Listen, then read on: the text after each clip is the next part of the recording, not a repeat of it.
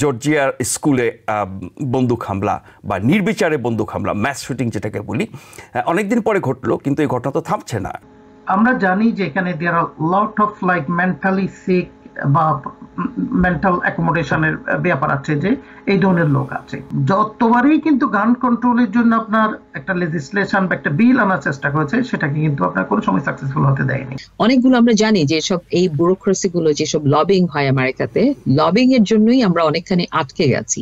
যে এনআরআই এত strong lobbying করে গানের জন্য যে সেখানে ডেমোক্রেট সাইড থেকে কখনোই কোনো বিল উত্থাপন হলে সেটা পাস হতে পারেনি। জর্জিয়ার স্কুলে বন্দুক হামলা বা নির্বিচারে বন্দুক হামলা, ম্যাস শুটিং যেটাকে বলি, অনেকদিন পরে ঘটলো, কিন্তু এই ঘটনা তো থামছে না। সামনে নির্বাচন, এটি নিয়ে কথা হচ্ছে।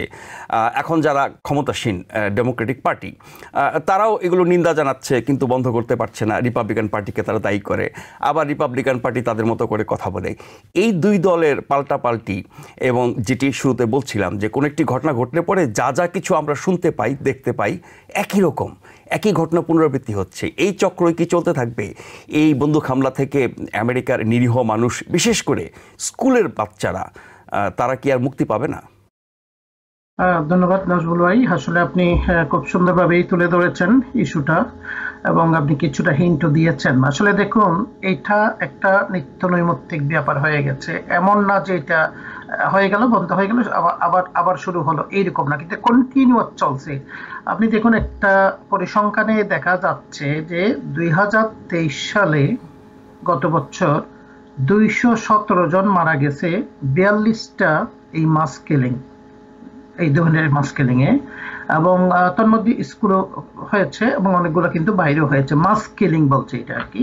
2024 সাল, এখন হচ্ছে সেপ্টেম্বরে বলতেছে 29টা মাস কিলিং হয়েছে এবং 127 জন মানুষকে মেরে ফেলা হয়েছে নৃশংসভাবে। তাহলে 217 আর 127 নাম্বার কমেছে, এবং 42 কিলিং ছিল, এইবার বলতেছে 29 মাস কিলিং, সেটাও কমেছে। সবচেয়ে বড় কথা হচ্ছে, এখন দেখুন যে এটা শপিং মলে হচ্ছে, রাস্তাঘাটে হচ্ছে, নাইট ক্লাবে হচ্ছে, বিভিন্ন আমরা ইভেন যে আপনার দেখা যাচ্ছে গ্রোসারি শপে গিয়ে করছে। সবচেয়ে আরো বেশি যেটা হচ্ছে, আমরা উবালদির ঘটনাটা আমরা জানি, এবং স্কুলে ছোট ছোট বাচ্চা, তাদেরকে যে মেরে ফেললাম। এবং এই আজকের যে ঘটনাটা আপনি বললেন যে আটলান্টাতে, যেটা জর্জিয়াতে হয়েছে, আটলান্টা থেকে বোধহয় ঘন্টাখানেক ডিস্টেন্স দূরে, বাই ড্রাইভিং ডিস্টেন্সে, এখন 4 জন মারা গেছে, এবং কিলার নিজেও একজনকে সাসপেক্ট করেছে। তো 2 জন শিক্ষক মারা গেছে, 2 জন শিক্ষার্থী মারা গেছে, অনেক মারা যেতে পারতো আর কি। যাই হোক, শিক্ষক এবং শিক্ষার্থী, এই 2 জন শিক্ষক, এরা কিন্তু অনেক চেষ্টা করেছে শিক্ষার্থীদেরকে প্রোটেক্ট করার জন্য, ব্যারিকেড দিয়ে বিভিন্নভাবে। এখন let's actually look at why it is happening and what can be done. আপনি আসলে খুব প্রথম দিকে খুব সুন্দরভাবে বলেছেন যে দেখুন, ডেমোক্রেটিক পার্টি আসে ক্ষমতায় যায়, রিপাবলিকান পার্টি আসে ক্ষমতায় যায়। এই গান কন্ট্রোল, এইটা নিয়ে কথা বলার পরে কিন্তু আবার থেমে যায়। এটা, এই যে কিলিংটা হয়েছে, তো আপনার উবালদিতে হয়েছে, এখন এইটা হয়েছে, একটা কিছুদিন একটু কথাবার্তা হয়, তারপর চলে যায়। এইটাকে মানুষ, যে জনগণের যে একটা নিরাপত্তার স্বার্থে, জনগণের কল্যাণে যে এটাকে একটা ইস্যু করবে, সেই ইস্যুটা কিন্তু কোনদিন হয়নি। না হওয়ার কারণটা কি? আপনার দেখুন, এখানে হচ্ছে কতগুলো বেস্টেড ইন্টারেস্ট গ্রুপ আছে। একটা হচ্ছে এনআরএ, ন্যাশনাল রাইফেলস অ্যাসোসিয়েশন, এবং এদের সফট মানি দরকার হচ্ছে আপনার ইলেকশনের সময়, যেটা হচ্ছে আপনার বিভিন্ন রিপ্রেজেন্টেটিভ ক্যান্ডিডেট প্রার্থীরা কিন্তু এই সফট মানিটা নিয়ে থাকেন। So they are kind of indebted to them. আর সবচেয়ে বড় কথা হচ্ছে, রিপাবলিকান পার্টি কিন্তু continuously they are maintaining strong relationship with this organization, they are always defending them. তখন এটা বন্ধ কিভাবে হবে? আপনি আজকের যে কিলিংটা আমরা এই পর্যন্ত সাসপেক্ট যেটা বলা হচ্ছে, 14 বছর একটা ইয়াং একটা শিশু, হ্যাঁ, এর আগে আমরা জানি যে যেটা হচ্ছে উবালদিতে হয়েছে। সো আমরা জানি যে এখানে there are lot of like mentally sick বা মেন্টাল অ্যাকোমোডেশনের ব্যাপার আছে, যে এই ধরনের লোক আছে। আবার অনেকে আছে যে ইন্টেনশনালি করছে, ক্রিমিনালও আছে।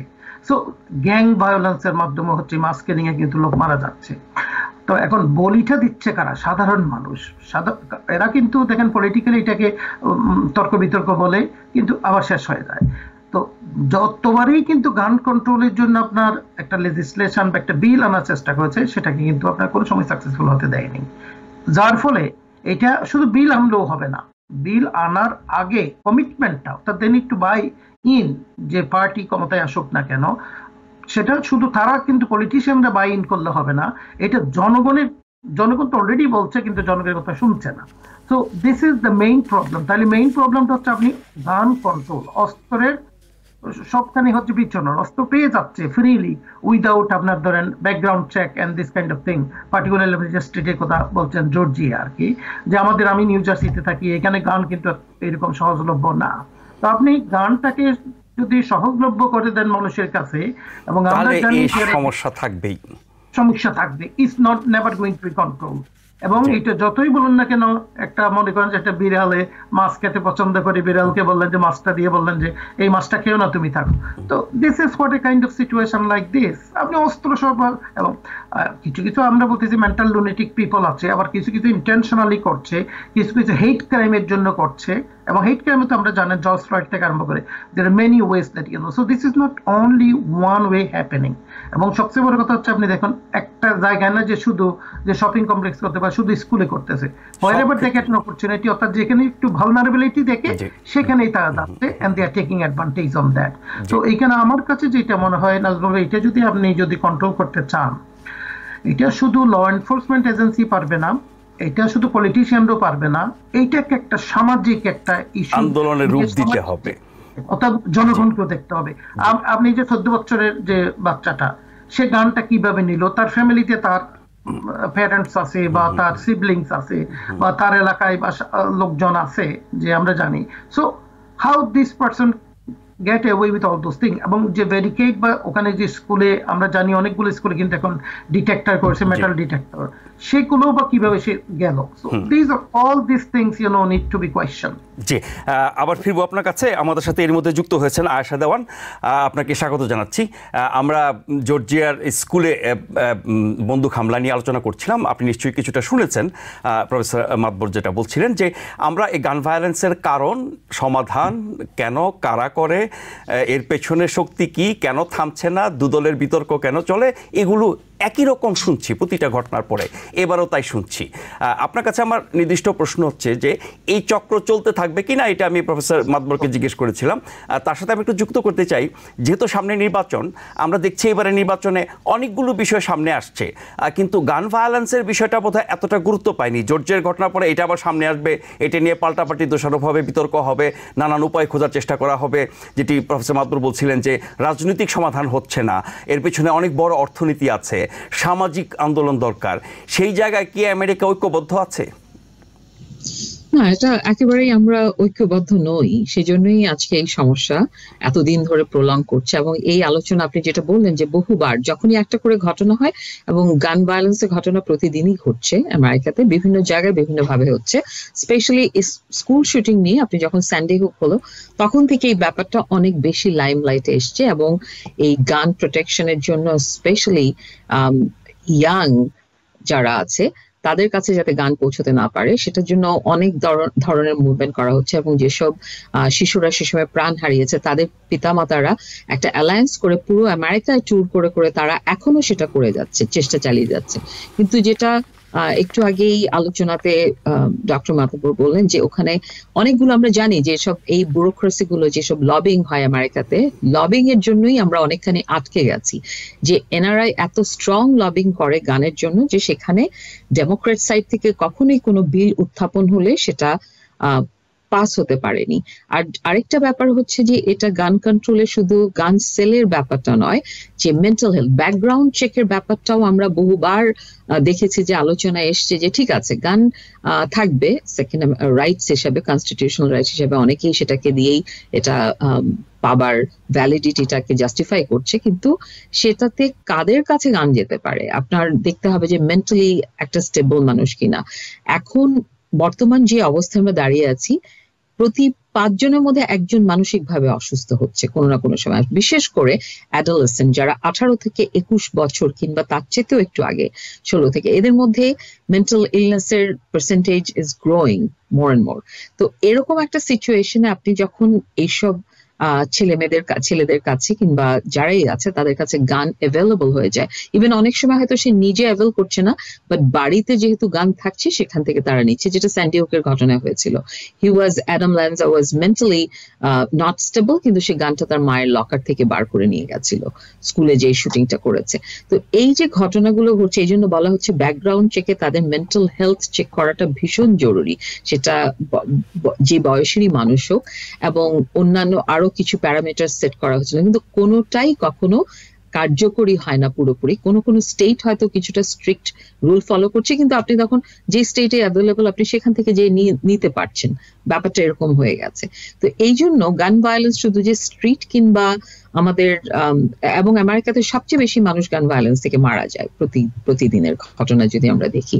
তো এটা এরকম একটা উন্নত সমাজে কেন এটা হচ্ছে, এটা নিয়ে সবাই এখন মোটামুটি বুঝতে পারে, কিন্তু ব্যাপারটা সলিউশন আপনি যেটা বললেন, এবার ইলেকশনে ঠিক আগে এখন হয়েছে। আমরা এতদিন কিন্তু কোনো পলিসিতে কোথাও কিন্তু এনআরআই কে নিয়ে কোনো কথা শুনিনি। গান ভায়োলেন্স নিয়ে কিছুটা কথা বলেছেন, আমরা ডেমোক্রেটিক কনভেনশনে দেখেছি অনেকে নিয়ে এসছে এই টপিকটি, কিন্তু খুব জোরালো কোনো প্ল্যাটফর্ম পাইনি। এবং আমার দৃঢ় বিশ্বাস আগামীকাল থেকে এটা নিয়ে অনেক কথা হবে এবং ডেমোক্রেট প্ল্যাটফর্ম থেকে অনেক কিছু করবার চেষ্টা করা হবে, বলবে যে আমরা আবারও সেই ব্যাকগ্রাউন্ড চেক করতে চাই এবং অন্যান্য যেগুলো প্যারামিটার্স আছে সেগুলো দিতে চাই। এবং তখনই আসবে যে রিপাবলিকানদের দিকে পয়েন্ট ফিঙ্গার করতে হবে যে তাদের কারণেই আজকে এটা হচ্ছে না।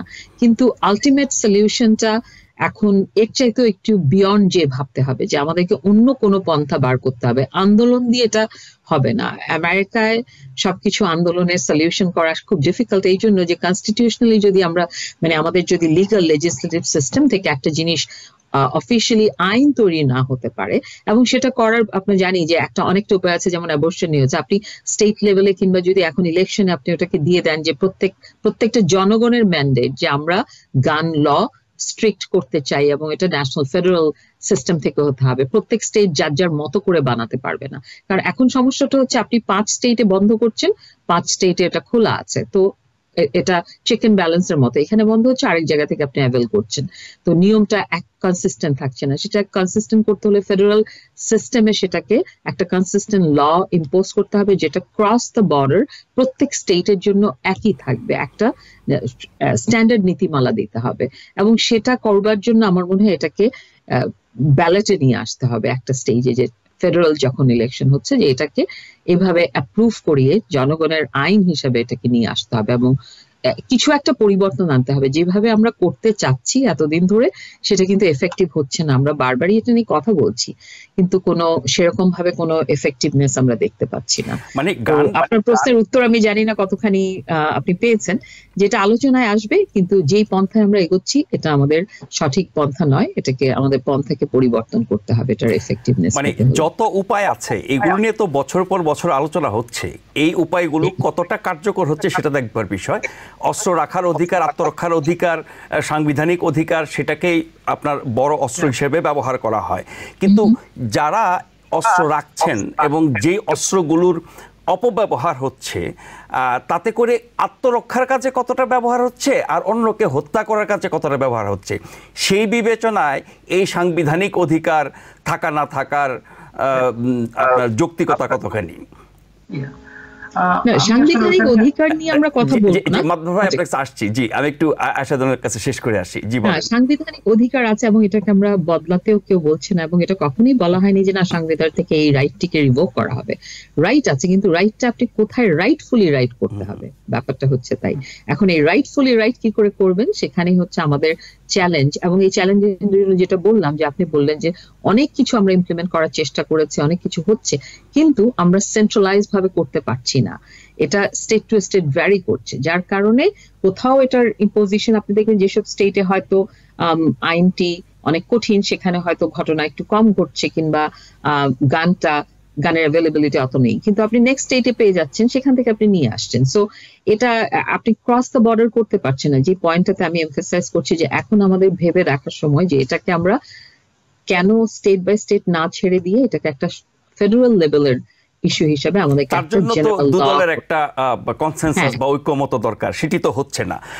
আমি ফিরবো আপনার কাছে আবার, প্রফেসর গোলাম মাতবর, যেটি বলছিলাম যে আইনটা কোনো সমস্যা কিনা, সংবিধান তো পরিবর্তনশীল, সেই জায়গায় তো দুদলের মধ্যে আমরা ঐক্য দেখি, তারা এটা পরিবর্তনের কথা বলে না, নানান আইন কানুন ব্যবস্থা ইত্যাদির কথা বলে, সেসব ব্যবস্থার কিছুটা অনেক ক্ষেত্রে নেওয়া হয়েছে, কিন্তু কোনো সমাধান হচ্ছে না।